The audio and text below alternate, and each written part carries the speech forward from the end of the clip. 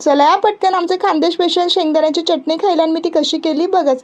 आता ना मी सर्वात आधी इथे शेंगदाणे, कांदे, लसूण, कढीपत्ता, जिरेपूड, तिखट आणि कोथिंबीर घेतली। आता सर्वात आधी कांदे चिरून घेऊ। याला ना खानदेशात तयल तिखं असं म्हणतात शेंगदाण्याचं। आता कांदे चिरून घेतले। आता लसूण आणि कढीपत्ता ओबडधोबड वाटून घेणार आहे।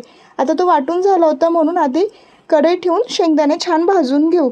आता भाजल्यानंतर ते एका प्लेटमध्ये काढून थोडे थंड झाले की त्याच्याशी जाड भरड काढून घ्यायची, एकदम बारीक नाही काढायची। नंतर त्याच कढईत तेल गरम करून मोहरी टाकायची, ते केलेलं लसणाचं पेस्ट टाकायची, ती छान परतली की त्यात कांदे टाकून तेही छान परतून घ्यायचे। कांदे परतल्यानंतर तिखट आणि जिरेपूड टाकायची। आता ते छान परतल्यानंतर त्याच्यात आपण कोथिंबीर टाकणार आहे। कोथिंबीर टाकल्याने चव खूप छान येते। आता ते छान परतलं की एकदम मस्त गरम पाणी टाकायचं। आता पाणी उकळल्यावर त्याच्यात ती शेंगदाण्याची भरड टाकून ते छान मिक्स करून घ्यायचं। आता जरी ते पातळ वाटतंय पण 5-10 मिनिटात शिजलं की ते खूप छान घट्ट दाटसर होतं। आणि ही चटणी तुम्ही मेथीच्या दशमीसोबत किंवा कशासोबत, नुसती भाकरीसोबतही खाल्ली ना खूप छान लागते। तुम्ही एकदा नक्की करून बघा आणि आवडल्यास मला कमेंट करा आणि आजचा व्हिडिओ आवडल्यास लाईक करा।